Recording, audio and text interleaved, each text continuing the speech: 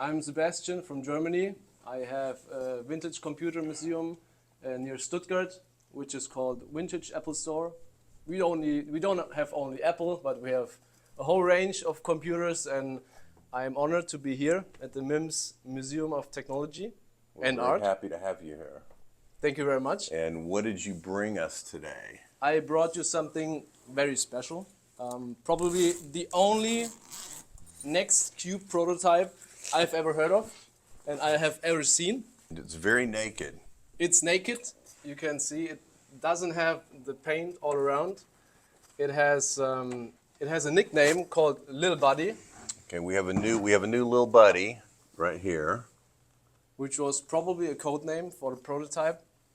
And something very special also is that we have the original signature of one of the 5 NeXT co-founders, Rich Page, here on the side. And yeah, I think this is probably one of the rarest computer I have ever seen. And because most of the NeXT cubes and NeXT station prototypes, they were unfortunately destroyed.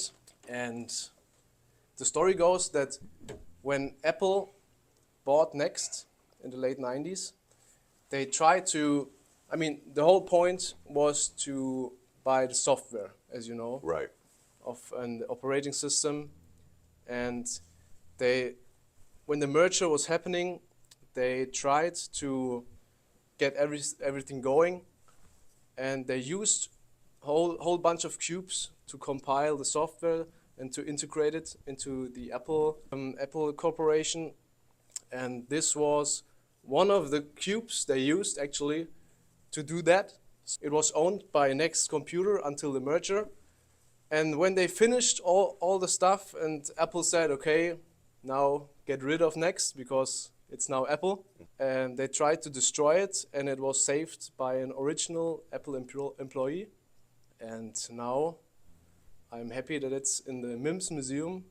So what is the story with the raw magnesium on the side and the painted black part in the middle? So as far as I know, I talked with Rich about the prototype, and in the beginning of NeXT, they didn't produce a computer to sell for 3 years. So they were figuring out and just doing prototypes for 3 years.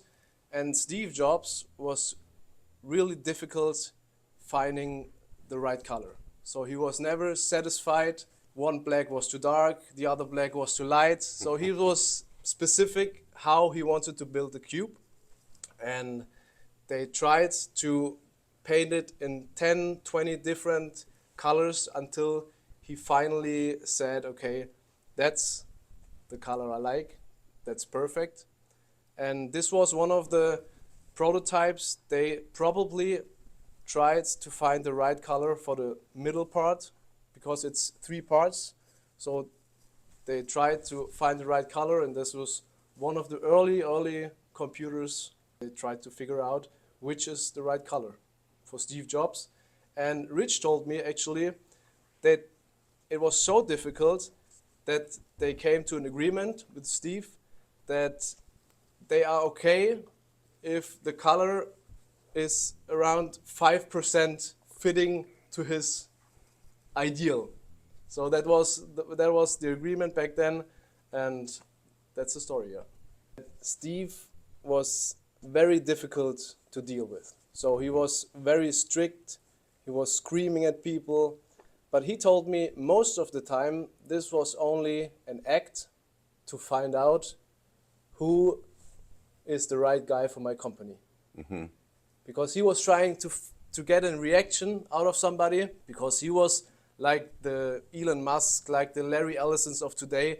They want to have a team, to build a team which is perfect for the company and perfect to get innovation starting. And Steve Jobs was the same, and he was just trying to figure out who is reacting the right way. Because he was not trying to find somebody who said yes and amen and right, a pleaser, and he was searching for people who can give some contra or some new insight. Yeah. Well, I heard a similar story from a very early employee. Okay. Okay. That he would come behind the actual first full-time software engineer, who is not with us anymore, Dick Houston. And he said that Steve would come behind him, and he'd be working on something, and he would just say, "That's a piece of crap," you know, just be very insulting about whatever was going on, even though he had no idea what was going on. He didn't know what was on.